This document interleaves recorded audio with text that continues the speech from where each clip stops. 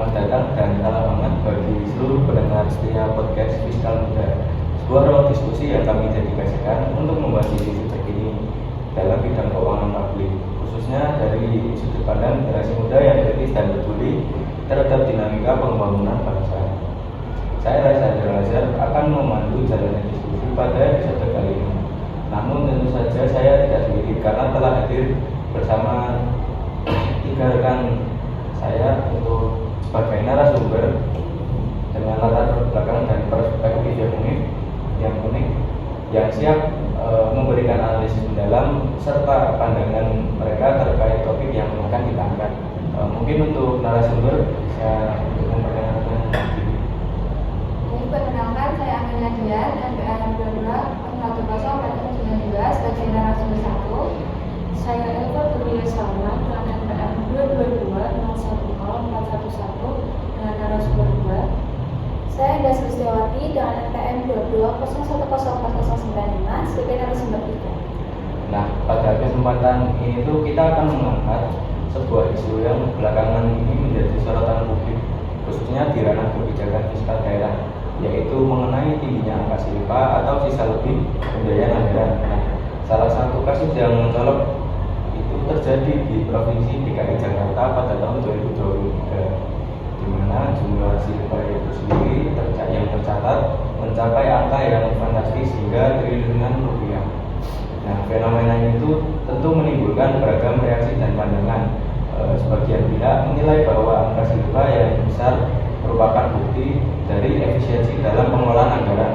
Namun di sisi lain itu muncul pula kritik bahwa silpa tinggi itu justru menjadi indikator bahwa program-program pemerintah itu belum dilaksanakan secara optimal, bahkan cenderung menandakan rendahnya serapan anggaran. Nah, pada episode kali ini kita akan coba membedah persoalan ini dari berbagai perspektif agar kita bisa memperoleh pemahaman yang lebih menyeluruh dan berimbang. Nah, mari kita mulai saja diskusinya.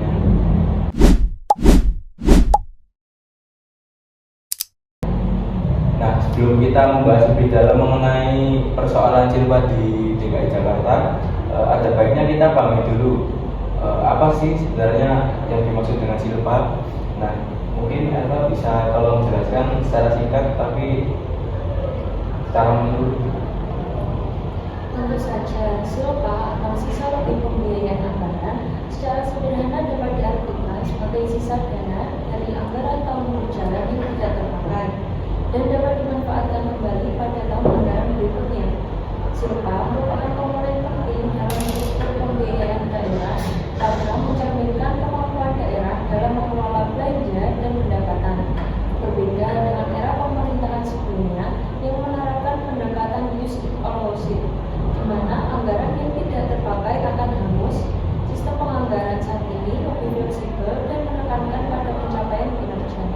Nah, benar sekali Elva, dalam sistem penganggaran berbasis kinerja seperti sekarang ini, keberhasilan tidak hanya diukur dari seberapa besar anggaran yang dihabiskan, tetapi juga sejauh mana sih tingkat target kinerja berhasil dicapai.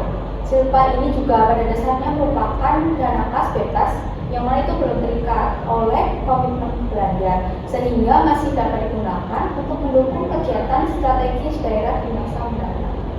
Nah, baik, setelah memahami konsep dasarnya, mari kita bahas kasus konkret yang terjadi. Nah, Amel, apakah kamu dapat menjelaskan lebih lanjut mengenai silpa DKI Jakarta tahun 2023 yang sempat menjadi perhatian? Jadi berdasarkan data resminya itu, pemerintah Provinsi DKI Jakarta itu mencatat silpa sebesar kurang lebih 7,8 triliun rupiah pada tahun anggaran 2023. Nah, ini merupakan angka yang sangat besar dan tentu saja langsung menimbulkan berbagai pertanyaan serta kekhawatiran di kalangan masyarakat. Pasalnya angka ini kan muncul di tengah kondisi di mana masih banyak program pembangunan yang belum sepenuhnya itu terrealisasi dan kebutuhan masyarakat yang mendesak masih belum terpenuhi secara optimal. Inilah yang menjadi persoalan klasik dalam manajemen anggaran. Di satu sisi, silpa besar dapat menunjukkan adanya efisiensi fiskal. Namun di sisi lain, angka yang terlalu besar justru bisa mencerminkan lemahnya eksekusi program dan kurangnya kapasitas birokrasi dalam menyerap anggaran sesuai perencanaan.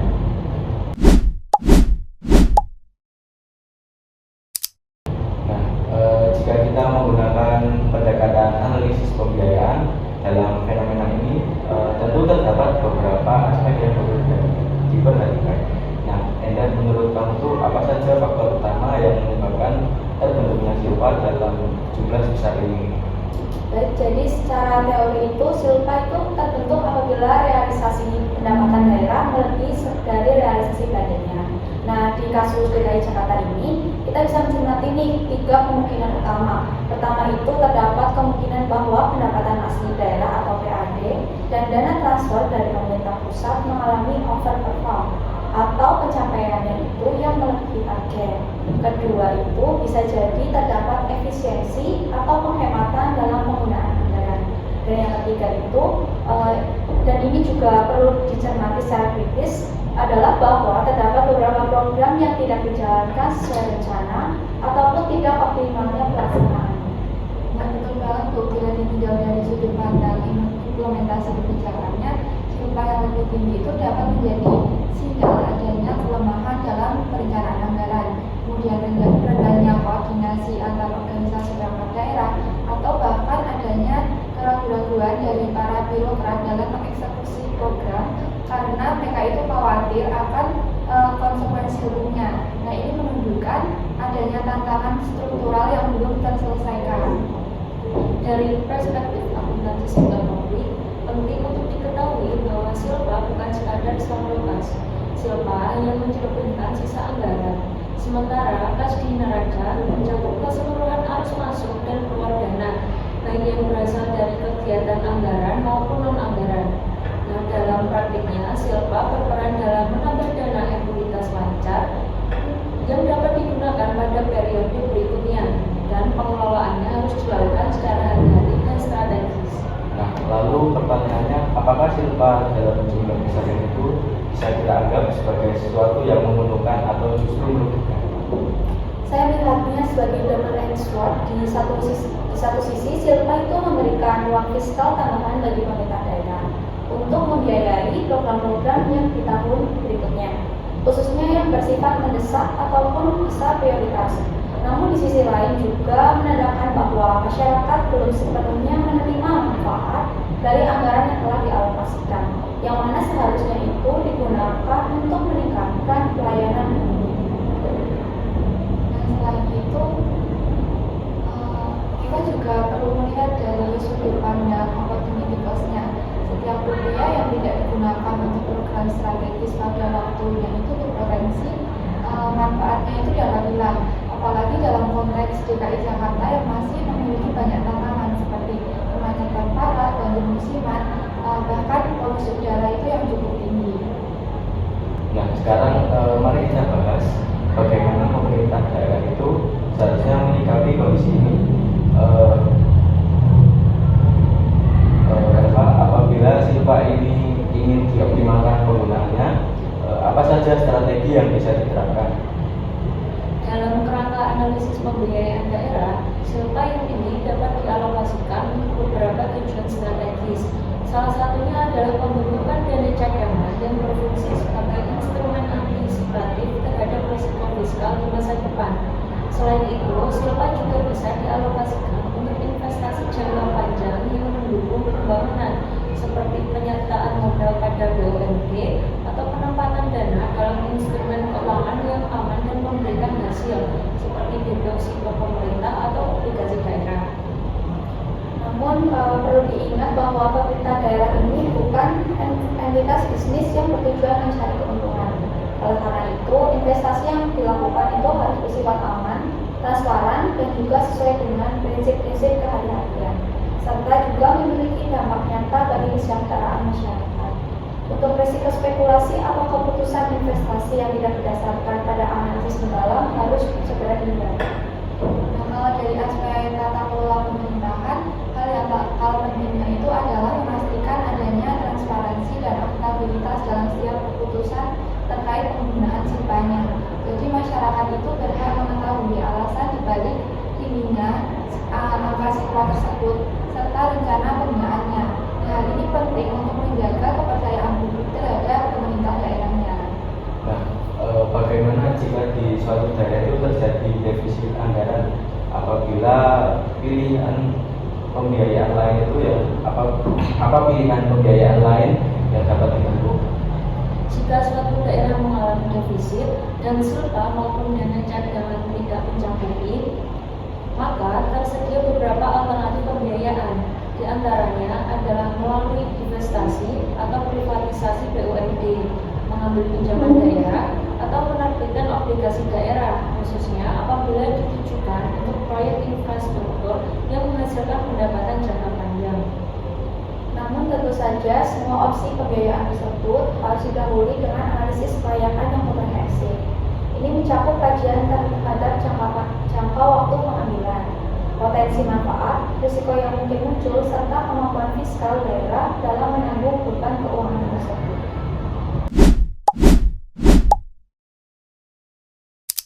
Nah, sebelum kita mengakhiri diskusi itu, saya ingin mengajak narasumber ini untuk menyampaikan pandangan terakhir kalian dari pembahasan kita mengenai tingginya silpa. Nah, menurut kalian itu apa sih pelajaran penting yang bisa kita petik untuk perbaikan ke depan? Kalau menurut saya yang paling mendasar itu adalah perlunya perencanaan anggaran yang realistis dan berbasis data, serta pelaksanaan program yang konsisten dengan prioritas pembangunan daerah. Nah, artinya itu anggaran yang dirancang itu harus benar-benar mencerminkan kebutuhan dan kapasitas pelaksanaan di lapangan. Jadi jangan sampai program-program yang sudah dirancang dengan baik itu justru tidak bisa dijalankan secara maksimal karena perencanaan yang terlalu optimis atau tidak mempertimbangkan berbagai kendala teknis. Nah, kemudian selain itu juga komunikasi fiskal yang terbuka dan jujur kepada masyarakat juga sangat penting karena pemerintah daerah itu juga perlu menyampaikan secara jelas bagaimana kondisi keuangan mereka, termasuk mengapa silpa itu bisa tinggi, kemudian bagaimana rencana penggunaannya untuk kedepannya. Nah, dengan cara ini masyarakat itu bisa ikut mengawasi dan memberikan masukan sehingga dapat tercipta transparansi dan akuntabilitas dalam pengelolaan anggarannya. Nah, dari sisi teknis pengelolaan anggaran, saya melihat bahwa masih ada ruang untuk meningkatkan sistem pemantauan dan evaluasi program. Monitoring dan evaluasi seharusnya tidak hanya bersifat administratif, tetapi harus benar-benar mampu menangkap apakah program yang dilaksanakan sudah mencapai hasil yang diharapkan. Sistem yang lebih terintegrasi dan responsif akan sangat membantu dalam mencegah terjadinya penumpukan silpa karena program yang tertunda atau tidak berjalan. Dengan adanya sistem seperti ini, pemerintah daerah bisa segera mengambil langkah perbaikan apabila ada hambatan dalam pelaksanaan kegiatan, sehingga anggaran dapat terserap dengan lebih efektif dan tepat sasaran.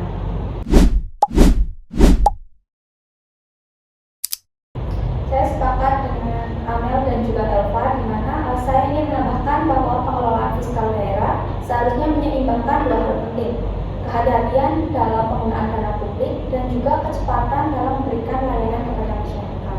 Kita tidak bisa hanya fokus pada efisiensi anggaran dan berbangga karena sisa dana banyak, padahal kita di sisi lain kebutuhan masyarakat belum sepenuhnya terpenuhi. Justru yang perlu ditekankan adalah bagaimana anggaran tersebut bisa digunakan secara optimal dan bermanfaat. Jangan sampai karena terlalu berhati-hati, pemerintah malah menjadi lambat dan ragu dalam mengeksekusi program-program yang sebenarnya sudah sangat dibutuhkan oleh masyarakat. Jadi, keberhasilan pengelolaan silpa bukan hanya soal angka, tetapi juga soal seberapa besar dampaknya terhadap peningkatan kualitas hidup bagi masyarakat. Baik, terima kasih banyak kepada rekan-rekan narasumber atas diskusi yang begitu mendalam, penuh wawasan dan tentu saja sangat mencerahkan pada hari ini. Dari pembahasan kita bisa melihat bahwa pembiayaan daerah, terutama isu silpa atau sisa lebih pembiayaan anggaran ini bukanlah sekedar soal sisa uang di akhir tahun anggaran.